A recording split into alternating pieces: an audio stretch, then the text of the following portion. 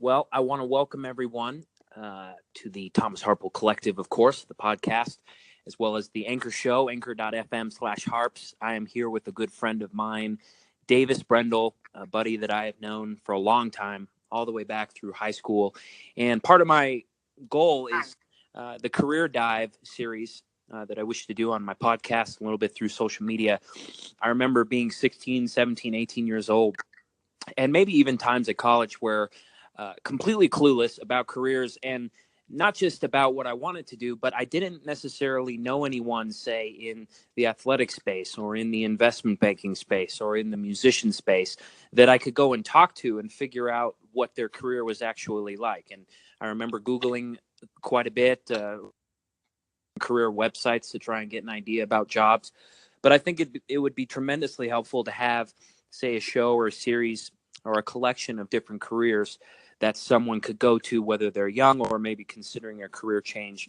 And so that's why I'm doing this. And Davis is a friend of mine that is here in Denver. And I thought, wow, this would be a great opportunity to look into performance coaching, the athletic space, how someone can take their college career, maybe as an athlete and solely as an athlete, and get continue along the trajectory in athletics, how they can get into training and fitness and dieting and just exploring that space. I was not a college athlete, but Davis was.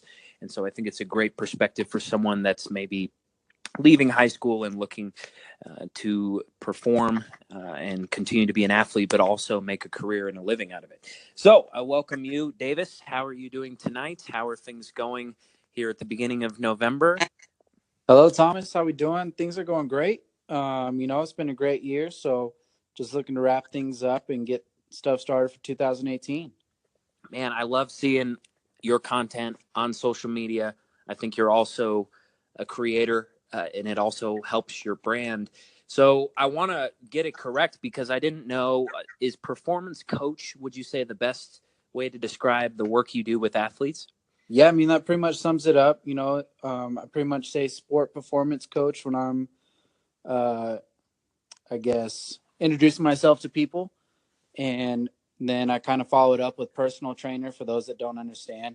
But I'm really just trying to look to make athletes faster, stronger, more athletic, and just give them a wide range of skill sets to be successful in their sport. So I'm not going to do all the skill work per se when they come into the gym, but I'm going to make them faster and stronger. And then I'll hand them off to their skills coach and let them kind of do the work.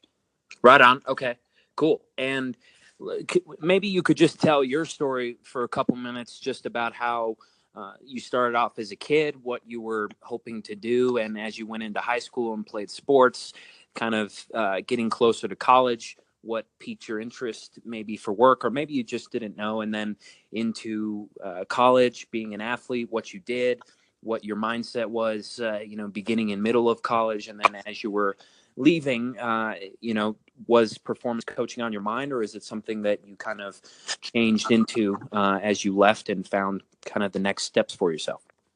Yeah, so I guess I started off playing 3 sports: football, basketball, and baseball growing up.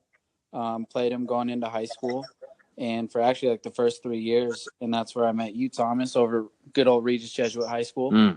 And so maybe you can have a different perspective, but I felt like my goal was to go play a professional sport, and it ended up I really love football. And so that was kind of where I wanted to take myself, and was figuring it out and trying to figure out how to put in more work and get to where I needed to be. And I ended up at what was then Stedman Hawkins Sports Performance. And that's where I met Loren Landau, who now is the owner of Landow Performance. And so he was my trainer throughout college. He was in high school, teaching me how to run faster, how to be stronger. Right. And, he was kind of somebody that I looked up to, and he really did a lot for me. So when I was looking at colleges and colleges started recruiting me for football, I asked him, "Hey, Loren, what did you major in to get to where you are now?" And he said kinesiology was what he told me, but he said human performance, exercise science, anything like that will get you to where you need to be. So I just made sure that college that was recruiting me, I made sure they had that major. So I kind of already had I it see. in my mind when I was a senior in high school that this is what I wanted to do. And then as I was playing college football, they would always want me to stay out there for the summer, but I'd always come back to Denver, and that's where I would train with Loren 4 days a week, 2 hours a day in the morning every summer. And then You were training as an athlete at the time, you mean? yes, Right. I was an athlete, and then my summer job was actually coaching baseball at Regis.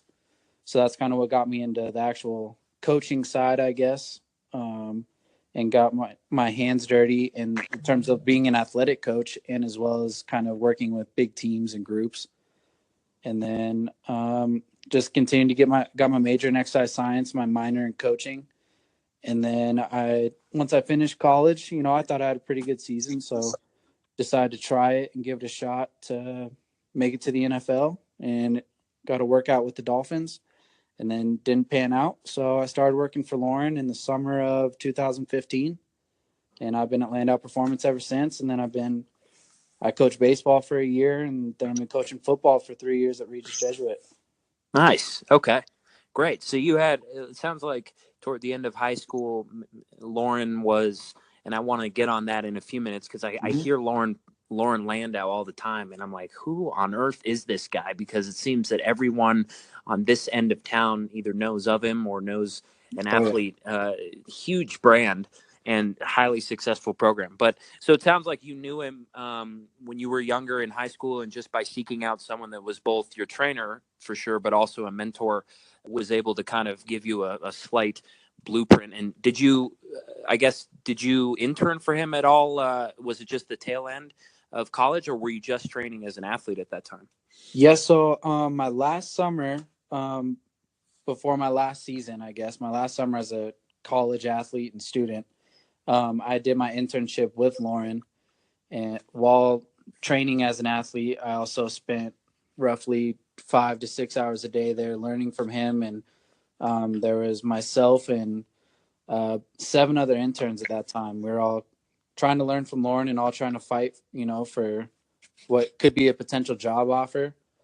And there was 4 of us that actually got hired on after that internship. So, okay. And then I just kind of delayed it as I was trying to pursue my football career. Sure. Okay. So right after school. And now I'm curious. So you kind of started to work there. What is the structure working? Are you a full-time employee there and they bring you the clients, or do you have to go out and find the right kids and maybe older adults as well to work with? Yeah, so I think this is kind of the hardest part for people that want to get into our industry is you can kind of be both depending on where you go. So if you look at a 24-hour fitness or a lifetime, you're kind of more of a full-time employee, and you're kind of right required to go out and get clients that are already in the gym aspect of it. Whereas I'm an independent contractor, so I pretty much own my own business and pay rent essentially in utilities and pay for the space over at Landow Performance. So I'm not an employee per se, but I definitely represent the brand because I believe in it and I love being there. And it's just been a great experience for me. So that's the hardest part is, trying to market yourself, go out there, put yourself out there and get clients just as, you're an entrepreneur, you know how it is, trying to go out there and make a name for yourself. So it's something you got to learn. They don't really teach it in college. Yeah, especially as it pertains to digital and social interactions and how important that is for branding and marketing purposes. I'm sure you have felt that both with high school students and that network of its own, but also I suppose you meet people digitally a lot, and perhaps that brings in business for yourself. Oh yeah, especially I don't know if you know this, but I actually run the Landow Performance social media accounts. No, I didn't know that. So yeah, I took that over probably be about 2 years in November. So right now, and then I've just been building that up. And I once again didn't take really marketing or any of that, but just kind of growing up in the social media age, was able to kind of learn and research and do all that stuff to kind of grow the brand, and then trying to relay it over to my own social media skills and all that stuff. So Sure. All right. Well, take me through the day now. So now that you started out in finding clients, and I should say first, can you address how, I'm sure it was difficult at the beginning. What were the strategies that you used just to build up enough clientele to stay in the game and make it worth it, pay whatever bills you had to pay? And then from there, as the time has gone by, the last couple of years, what was the key thing, either word of mouth, or how did you go from, say, a handful of clients who you could count on a few times a week to now I've packed my schedule, or at least gotten to the point where I feel like growth is happening? yeah, so those first couple months were really tough. That's why I was coaching baseball. Right. That in the spring, the summer, and then coach football to kind of help pay for whatever I needed. But that's still not a lot. Luckily, I had some parents, some nice parents to help me out and let me live in their house for almost a full year. Mm-hmm. So that really helped me out. But I started out working with some teams that we had partnered with at Landow Performance. That was like an hourly rate, and then just the coaching aspect actually really helped me get clients. It got me to talking to parents, and then the kids, I built a relationship with them. They're like, "Hey coach, like I feel like I need to get faster." And I was like, "Well, why don't you just come into Landow Right. Performance?" So that's kind of where it started. And then since then, I've definitely built a relationship with those Regis athletes, as well as some other athletes that are either younger brothers of people that I played with or played against. So it's been kind of funny in that aspect. Like one of the kids I train, he's over at Ponderosa, and he was actually a ball boy at Regis. I don't know if you remember Anthony Shaw's younger brother, but he was one of the ball boys Sure. my senior year, and he started training with me last year. So it's kind of funny how that worked. But it's been quite a whirlwind. But they told me it's going to take about 3 years to grow your brand, and I'll start my third year in May. So I'm slowly building, and I'm feeling more comfortable in what I'm doing, and more comfortable in marketing myself. But Sure. a daily routine for me is I'm kind of bouncing around a lot. I start my morning at Regis at 5:30 in the morning, working with their athletes. I'm there from 5:30 to 7:30 with 2 Wow. weightlifting classes. Yeah, so early morning for me, early morning for the kids. Then I drive right over to Landow Performance, and then I'll normally have anywhere from 3 to 4 clients in the morning, from like 8 to 11 or 8 to 12. Then I'll come back home, eat some lunch, either study, take a nap, depending on how I'm feeling. And then I'll head back over to Regis on Monday, Wednesdays, and Fridays from 3 to 5:30, and then go out to football practice till 6:30. And then I go back to Landow Performance for another session or two. So I'm either done roughly around 7:30 or 8:30 on Mondays and Wednesdays. And then Tuesday, Thursday is kind of my time to have a little bit more clients in the facility because I'm not at Regis on those days. Sure. Sure. And then, Fridays, football. So I'm out there for the games on Friday evenings. And then I'm normally working in the morning on Saturdays and Sundays as well. So I'm there from anywhere from 8 to 12, or like 1 or 2 sessions on a Saturday or a Sunday morning. Sure. Well, I think it's pretty neat that, and I know you do such a great job coaching and have a great relationship with the boys themselves. But for anyone that's in this industry, it seems that the more you reach out, the more you get involved with the team, whatever sport that you're helping. But what I can see is the more you care about the boys, the more you can develop kind of a fun relationship, the more you actually expose the business that you do, and it leads to income and work opportunities. So it kind of works nicely that all of your worlds tend to collide around sports, social media, and all of that is just kind of from a business perspective, a top of the funnel type of thing where you're just creating awareness around what you do and involved in the community. And sounds like it's slowly building, but you had to be patient for it as well over the last couple of years. Yeah, exactly. There's a great quote that goes around that a lot of us strength coaches use, and it's no one cares how much you know until they know how much you care. So be the smartest person ever, but if you're just relaying and spitting out the scientific knowledge, the athlete's not going to accept that as well as if they know that you really care about them, and they want you to really provide the best for them, and you're looking out for them. Sure. But in terms of the whole salary thing and growing a business, I think the funniest thing was my brother got a job offer for accounting, and that's a pretty nice salary starting out of college, and I'm already about 8 months into working. My mom's like, "So when are you going to start making money?" And I was like, Right. "Well, it's a little different here, um, but I mean, it's just the two different worlds of the business corporate world and more the entrepreneurship route." But it's a blast both ways. I know my brother's having a blast doing accounting, and good for him. But I know I have to do something a little bit more active and a little bit more out and talking to people. So Sure. No, and I think that's the fun part of the entrepreneur side is once you can pay your monthly bills, whether that's 2,500 or 3,000 or 4,000 a month, and you feel decent about it. It's all upside from there, and it might take 1 year to 4 years to 7 years, but the scale that you can bring to your business once you've sort of acquired the network of people that you need, the deal flow or clientele coming in. You're not necessarily locked into, say, salary raises or some type of ladder or a very tiered structure. It's very much upside for you, and I'm excited to see how that plays out. It's really nice that you're in your home community as well, and kind of giving as you're saying, the human side of yourself first leads to business opportunity. And I'm curious. I have a couple questions now. That's great perspective for someone that wants to learn more about what a performance coach is and does. What do you think of high schoolers? This is a pretty controversial topic, but weightlifting and training starting when they're 11, 12, 13. Is there a way to do that right? Is there a way to avoid putting pressure, or whether it's biological pressure that's premature or just social mental pressure on a young athlete?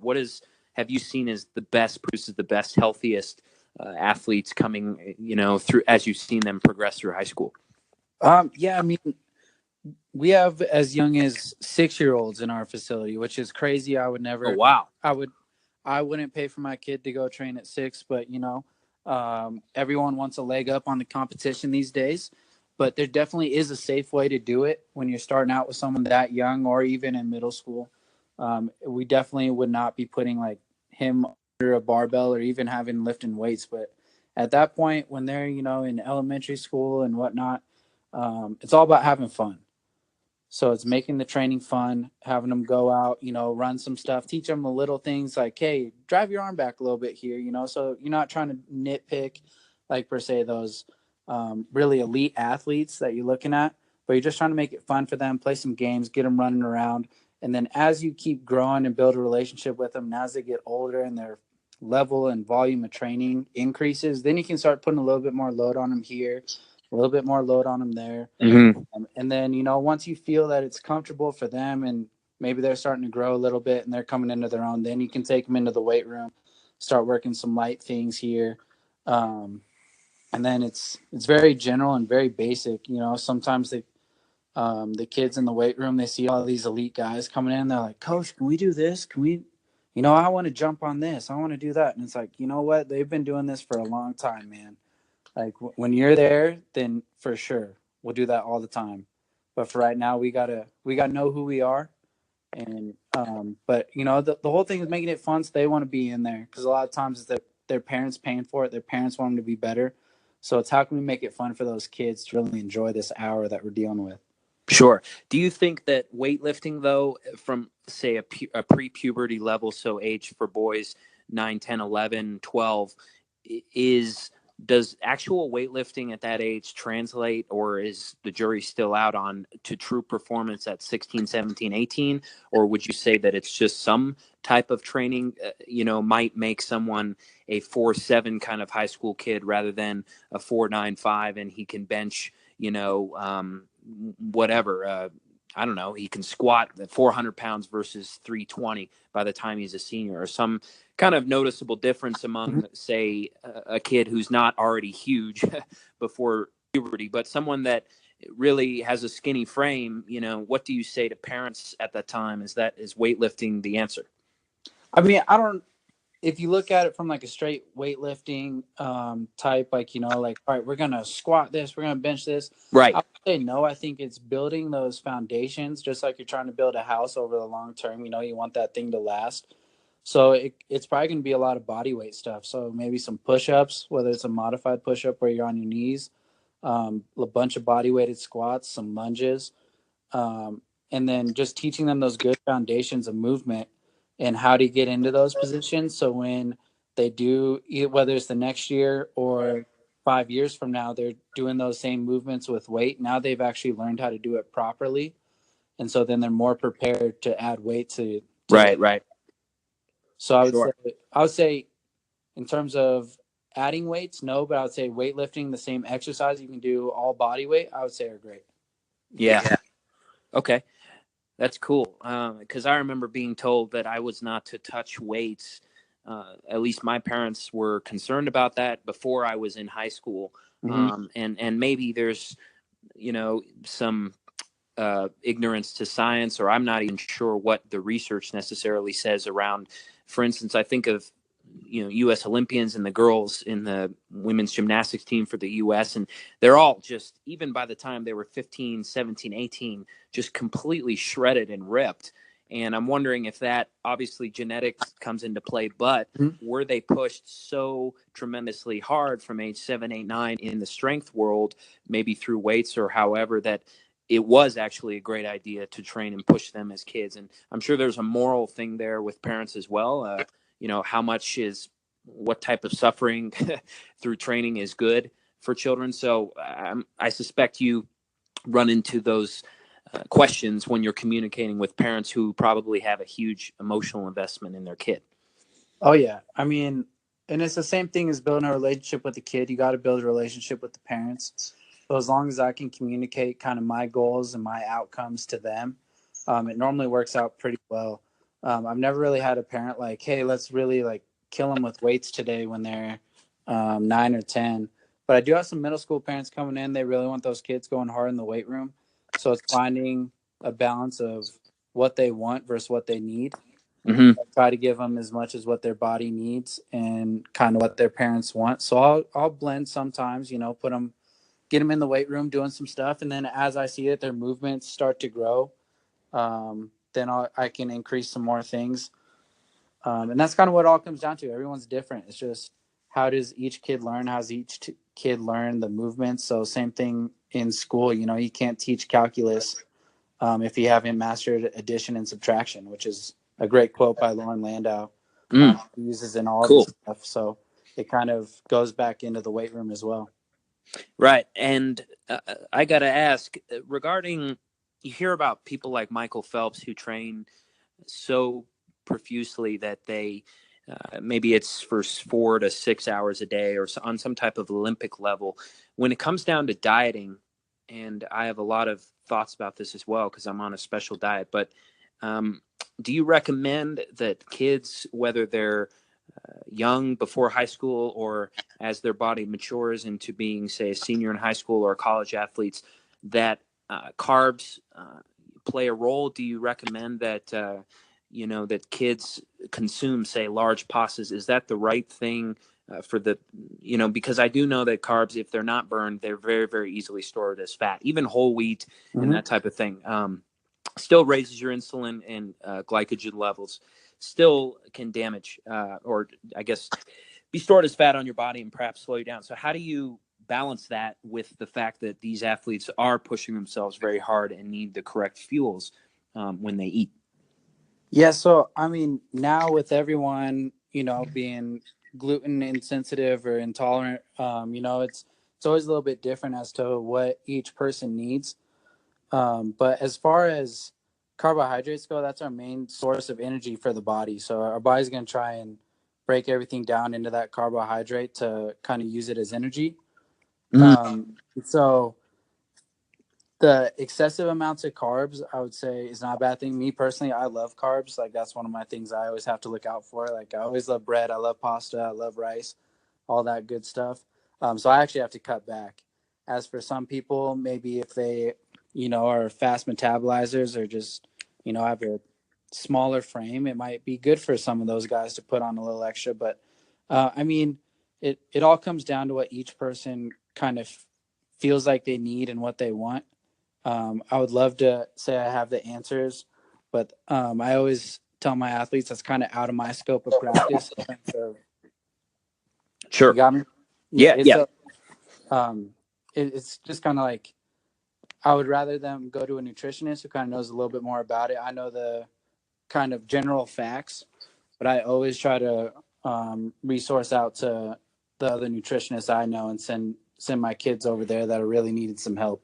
But most of the time, you can just like kids always ask me about supplements, and it's kind of going off of that carb topic. But they're always like, "Coach, what supplements should I get?" And I was like, "Sleep, healthy diet," and that's what like. You don't need all the proteins, you don't need the pre-workouts, and all that stuff. So, you can get a lot of all that stuff just through a healthy diet and your recovery. Tell me about when you're with Olympic athletes, or I should say the top tier athletes that you've had, the best of the best that have come through Landau Performance. First, why did those athletes choose Landau? I'm curious. I hear his name all the time, but I want to understand the reason, the extra value that his clinic and he himself, because I know he's had a cool story, has brought about in Denver. I mean, why are people so I suppose they see great results. What has happened there? And then tell me about the athletes themselves, kind of maybe some larger names that you've had the pleasure of being around, and what was special about them on the mental side, the physical side, just things that you'll remember when watching the best of the best to try to kind of teach younger athletes about who they were, how they trained, what they thought, what they talked about, just kind of your reflections. Yeah. So, I mean, Loren has definitely put in his dues in the industry. He's been doing it for over 20 years now, and he's worked with over 400 professional athletes, which is crazy. But I think the biggest thing why people go to him is he not only knows the science behind everything and will get them into the right positions to get the results, but he also cares about them in terms of he wants the best for each athlete that comes in there for him. He's not just going to write up a program and be like, "Hey, here you go. Go do it by yourself over here in this corner." He's going to give you the one-on-one attention and make it an importance, and put in the effort to really show that he's there for you as an athlete. Which, I would like to think all trainers do. I hope they do. But I think Loren does a really good job of it, and I think that's what we do really well at our facility. Sure. We know the science behind it, but we also care about you enough as a person to really want the best for you and in your goals. We don't kind of translate them into our goals, Sure. I mean, and then when you see those top tier guys, whether it's the Olympians, the MLB athletes, the NFL athletes that come in there and work with Loren, it's just a mindset that they come in every day wanting to get better, and they're not there to just be there. It's not just like, oh, well, I got to go to the gym today. It's like, no, this is going to prepare me for those long days towards the end of the season where my body's hurting and, it's getting kind of worn down.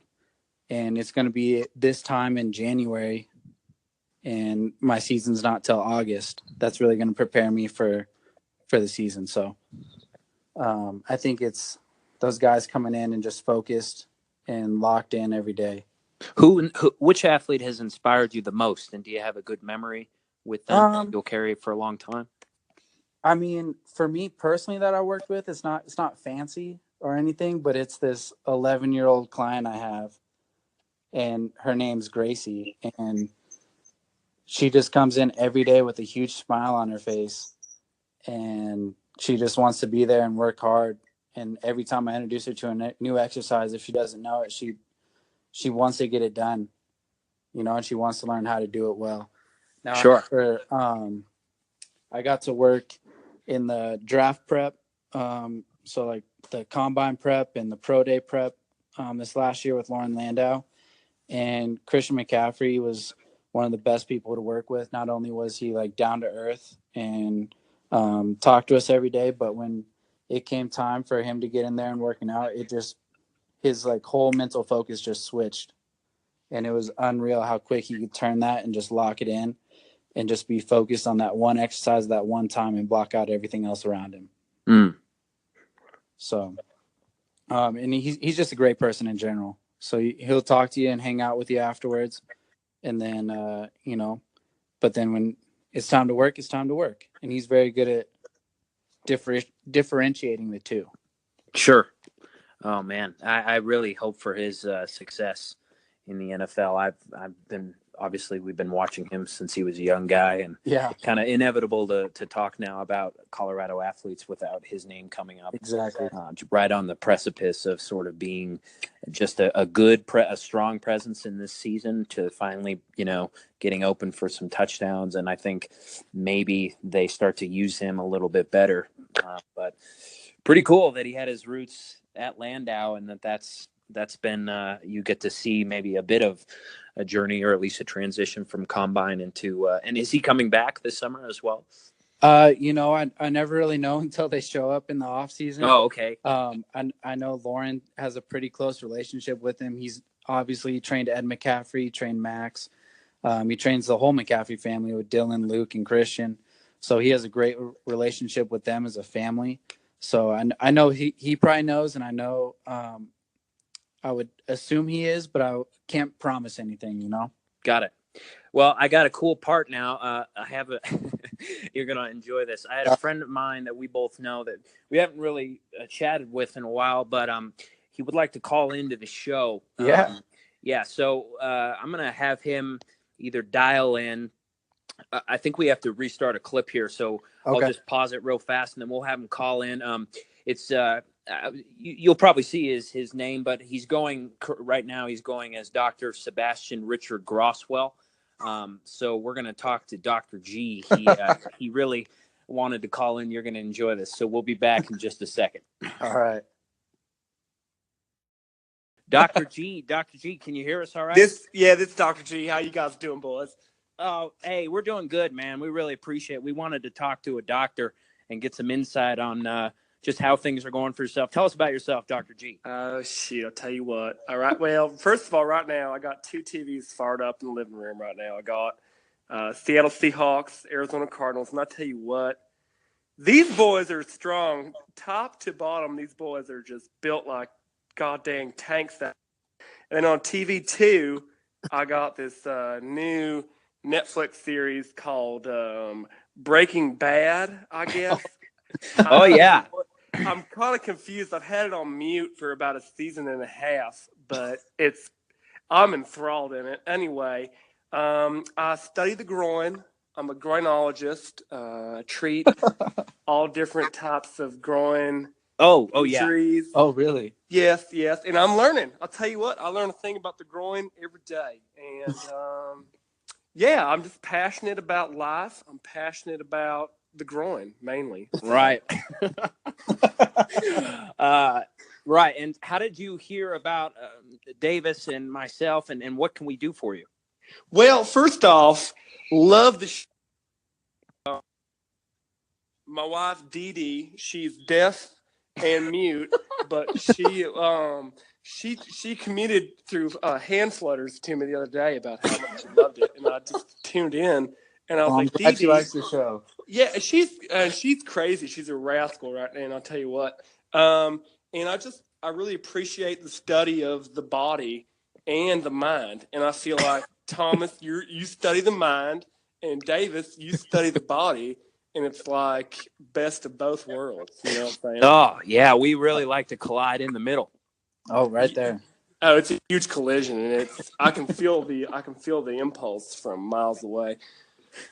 Anyway, so yeah, I want to hear how can we help you? I mean, what questions might you have for our special guest, Davis? So, great question. So, I graduated from Phoenix University about 10 years ago before it even became accredited union of college, and I've probably, no matter how I love the groin, I know a lot about it.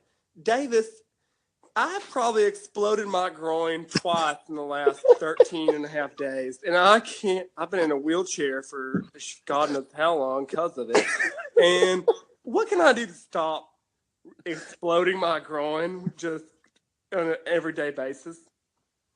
Well, I mean, I would say, are you going through a proper warm up right now? Not at all. I basically wake up and I just to the car. I sprint. I don't even have a license. I just sprint to my car and touch it, and then I sprint to work, which is about 10 miles or so.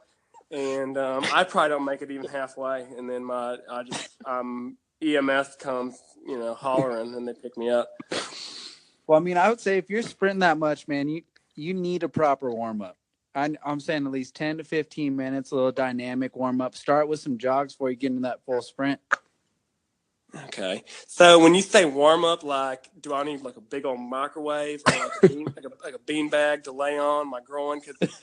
Because this groin, they say, what did that girl say? These boots are meant for walking. Well, this groin ain't meant for walking. It's made for a couple other things, if you know what I mean. Dee Dee, if Dee Dee could talk and see and knew what stuff was going on to her body, oh my gosh, she'd tell you, but she can't. So Right.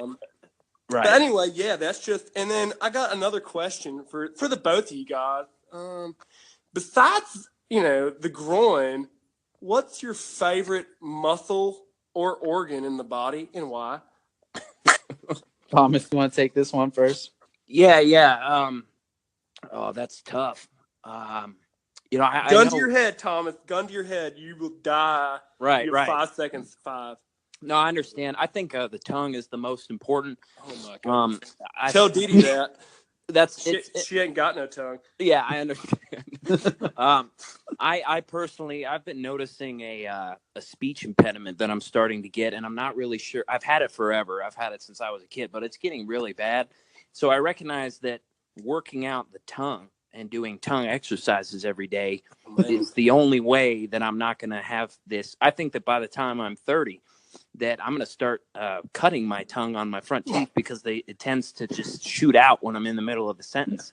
Goodness gracious. I'll tell you what, Dave was talking about these warm-ups. Just listening to you talk about the tongue got me warmed up. Okay, all right, good. That's good. I appreciate that. Davis, do you have an insight on a favorite body part? Yeah, man, I'm going to go ahead and say the gluteus maximus. Yes. Dr. G, you know what that is? Hell yes. I love that thing. I slap mine every day. It's right next to your favorite muscle, too, I imagine. They connect. Exactly. They're sort of, they're like, it's like a high five and a low five. Like, they're kind of similar, but yep. Yeah. But is there a reason, Davis? Yeah, there's just so many things power-wise that comes from there. It's the big stem of all that. However you want to take that, Dr. G. I'm taking it. If you know what I mean. Yeah. Can I call you DB? I'm going to call you DB. Yes, sir, of course. Great. Well, I'll tell you what, boys. My brain's blown out right now. I got Dee Dee done shit herself again, and I got to go clean her off and take her to bed. But, gentlemen, I can't wait. Just let me know. I would love to call in like on a weekly basis. Oh, man, that would be good. We would love to have you. Yeah, because Dee Dee we can't conversate about nothing anymore. We play that game where it's like the scientist or not the investigator with like the yarn strings on the board with clues and stuff. Yeah. What I do is I connect yarn strings in like a pattern like signs, like the aliens, and then she just follows it around for hours, and it basically gets her off my back. But anyway, right. Yeah, it's been great. I'll talk to you guys later, I guess. Hey, thank you so much, Dr. Sebastian. Yeah, we will definitely have you back. I appreciate it. Yes, sir. Hey, groin power. If it wasn't for the groin, there wouldn't be any coin, right? All right. That's right. All right, take care, Sebastian. Goodbye, boys. Well, that was pretty good, huh? Oh, yes. Oh, man. Well, I like to have guests on just to ask questions to the featured guests, just to extract some useful information. So I appreciate you providing. Those are very important questions that he was asking. Oh, man. I think he's just a curious guy, and he understands. But, well, I'm really stoked. I wanted to. Man, I didn't think I was going to laugh that hard. I just wanted to learn a little bit about a career so that some younger guys can investigate a little and have somebody to talk to. Yeah, well, I mean, I'm glad I could come on your show, man. It's a pleasure. I've seen a lot of the stuff that you've been putting out, and you put out a lot of great content. So I'm just glad I can help you out with that. Oh, absolutely, man. And I would love to increase your exposure as much as possible. How can people get a hold of you, whether they're young and on social media or say a little bit older and looking for some training? Yeah, so in terms of social media, I'm on Twitter and Instagram, and it's under DB_P16. Made it in college, so that's Davis Brendel, and then punter 16. So DB_P16 is my Instagram and Twitter name. And then if anyone's looking for training, they can go ahead and call Landow Performance. We're on Google, we're on Instagram, we're on all that good stuff, and then they can just call in and ask for me. Cool. LANDOW, Landau Performance. Davis Brendel, appreciate it a lot, man. I will see you tomorrow at the game, and let's do this again. Fantastic. Yes, sir. I'll see you there, man. All right. It's a pleasure. Have a good night. See ya. All right. See you, Thomas.